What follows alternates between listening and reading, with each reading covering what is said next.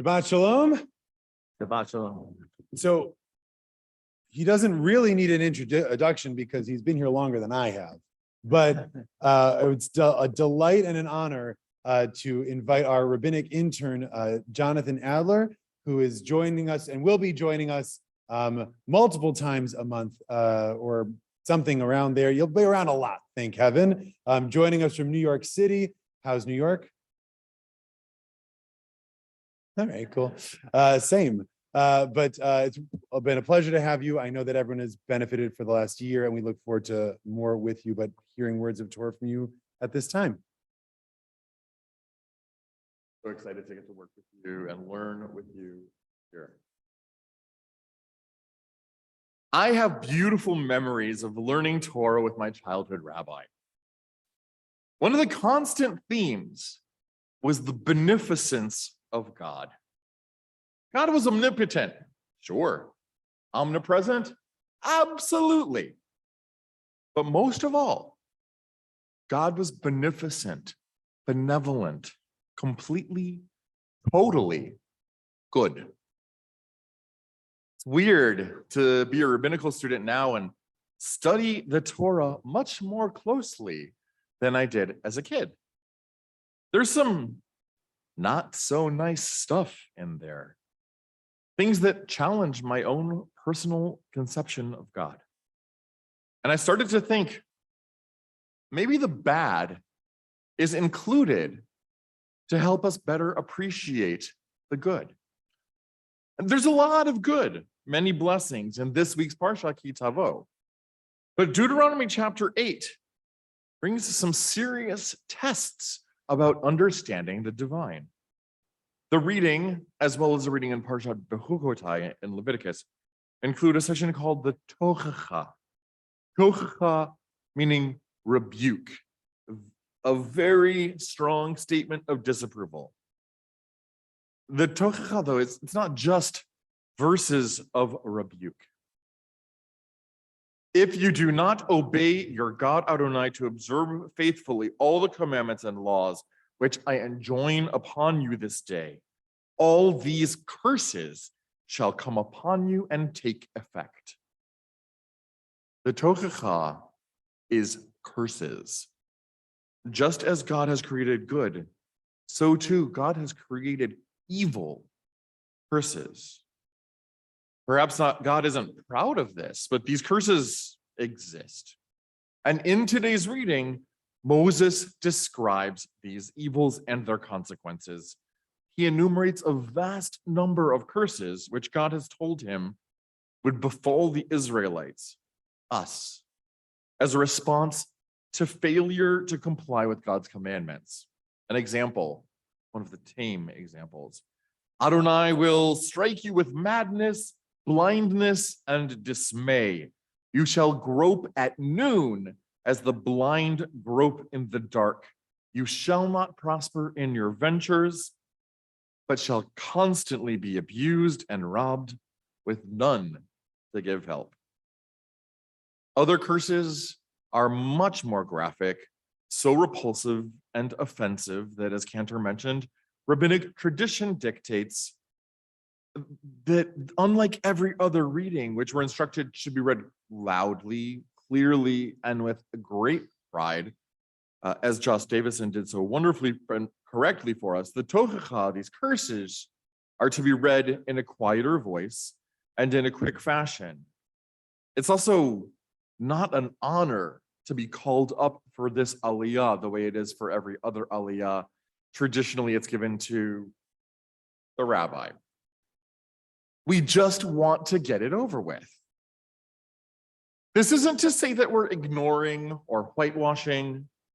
We still read these disconcerting verses. They are part of our Torah, the central document of our history, of our laws, of our faith. Now, as a rabbinical student, I learned there's a historical precedent for curses like this in covenantal documents from contemporary cultures. This requires a brief history lesson.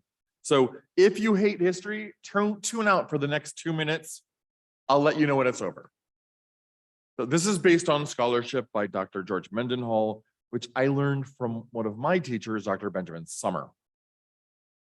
The Hittites, another Semitic society that dates from the 1700s to 1200s BCE, and which we read about in the Torah, were known to have covenantal treaties. These began with an explanation of the relationship between the king making a proclamation and his vassal. This is followed by a historical narrative emphasizing what the king has done for his vassals, using examples of specific events. The parallel in the Torah: God created the world for us and brought us out of Egypt to be our God. Next, stipulations, the laws and obligations which the vassal agrees to uphold. Exclusive loyalty to the king is mandated. Appearance before the king at least once a year is also required. An interesting parallel to our statements of allegiance to God and the expectation that all will come to the temple in Jerusalem at certain fixed times to offer sacrifices and demonstrate our commitment. There's a requirement of a special place for the document to be housed and for it to be read publicly on a fixed schedule. Sounds like Torah to me. A few other requirements lead up to a section on blessings and curses. Scholars find many comparisons between Deuteronomy chapter 28, the blessings and curses of today's Parsha, with extant Hittite documents. Okay, enough biblical history for today. Everybody come back. And the bottom line, curses like these were an important part of ancient contracts. Great, but so what? After all, Torah was given to Moses at Sinai. So does it matter if other documents were existing in other societies at that time and they had curses? So what? We have this divine scroll given to us by God, in which God tells us, using Moses as his messenger, or a messenger, all of these horrible things that will happen to us if we don't follow the laws given to us in the Torah. The Torah, though, it's more than just a collection of laws. It's our heritage. It's the story of creation. The Torah is the most important book, well, 5 books, that exist. We're taught that everything in the Torah is there for a reason.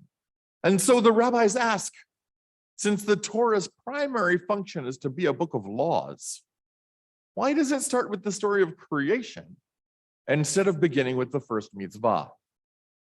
Midrash gives us an example which Rashi reiterates in his commentary. Genesis's narrative of God's creation of the world teaches us that the world and everything within it, tevel v'yoshveva, belong to the Creator, to God. Thus, it is God's right to decide who gets to inherit which parts of it. Since God created the Holy Land, only God is able to decide who to give the land to. Us, the nation of Israel. You might be asking yourself, okay, what does this have to do with rebuke, with the curses of the Torah?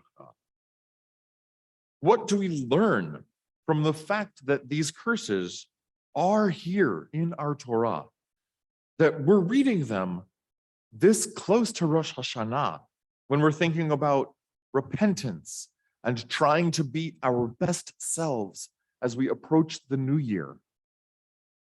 Do we really need to be reminded that there might be negative consequences to not following God's mitzvot? From the get-go, the Torah is about God. Every word, the story of creation and the Tochacha.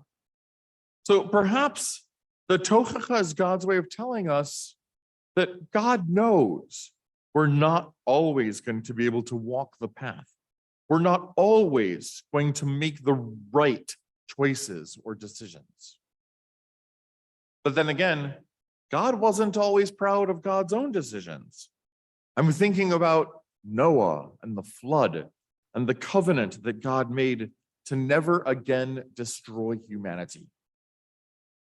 But in the Tochacha, Moses says, Adonai will let loose against you calamity, panic, and frustration in all the enterprises you undertake, so that you shall soon be utterly wiped out because of your evil doing in forsaking me. Is God threatening to no longer uphold God's pact with Noah? Not to mention God's covenants with Abraham or with Moses, that Israel will be God's people whom God will protect and watch over, and to whom God will give the land of Israel. Is God contradicting God's own self?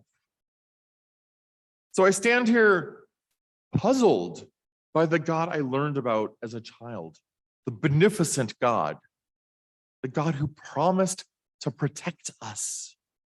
And these verses of curse, of horror, of rebuke make me wonder, what kind of deity curses like this? What do we learn about God when we discover that God presents us with the horrifying statements included in this parsha? Although we've already discussed the answer that biblical history scholars might offer, that doesn't satisfy me theologically. It's not easy to reconcile the Tochacha with the conception of a benevolent, all-powerful God. But is God always benevolent or all-powerful? Some pretty awful things happen in the Torah. Slavery, fratricide. I hope you've read it. Some pretty awful things are happening in our time too. We hear it on the news every night. Why does all this evil exist in a world that God created for us? How can a beneficent, benevolent God allow horrible things, these and others, to come to pass? Maybe, just maybe, the Tochacha is included here in Deuteronomy to remind us that everything, including evil, including suffering, was created by God. We know that God is the source of Kodesh, of holiness, but God also created Chol, the not holy, the profane. I can't imagine that God takes pride in any of these curses, nor does God want to afflict us with the terrors threatened in these psukim. But just like the good that God has created, the promise of God's protection to Noah under the rainbow, the vow that Israel will be a great nation given to Abraham, the covenants God makes with Moses and with David. And we know that terrible things are still going to happen: drought, earthquakes, genocide, suffering in so many different forms. And while I refuse to believe that God makes these things happen as a response to bad behavior on our part, what if the Tochacha is God's way of reminding us that even though God may not be proud of it, God's creations include not just the good, but also the awful. God has given us the sacred, but God has also given us the profane. It's not a quid pro quo. Suffering is not going to happen just because you didn't observe a particular mitzvah. Nobody's going to die an agonizing death just because they put bacon on their burger. But every sandwich, kosher or not, and every life and every death are God's creation. So let's focus on the blessings of this parsha. Why should we worry about the rebuke, the tochacha? Instead, let's focus on the beautiful good things that God has created for us. The rainbow under which God made the divine promise of protection to Noah. The beauty of Shabbat, especially this welcome back Shabbat. The gift of being together, of having 25 hours separate from the rest of the week. Time that is sacred, Kodesh. Yes, there's chol, profane, but if there weren't, how would we be able to recognize or appreciate the beauty, the divine, inherent within the Kodesh? The bad, that evil, helps us appreciate the wonderful, the gorgeous, the miracles of goodness with which we are constantly being blessed. This Shabbat, as we enter the last full week of 5782, remember the bad, but as we make tshuva for the mistakes we've all made over the past year, let us also remember that God offers us more blessings than curses. This is what my rabbi taught me as a kid, and it's what we can all do today at any age. Focus on good rather than bad. And may we all enter 5783 focusing on blessings, focusing on the Kodesh, focusing on the good. Shabbat Shalom.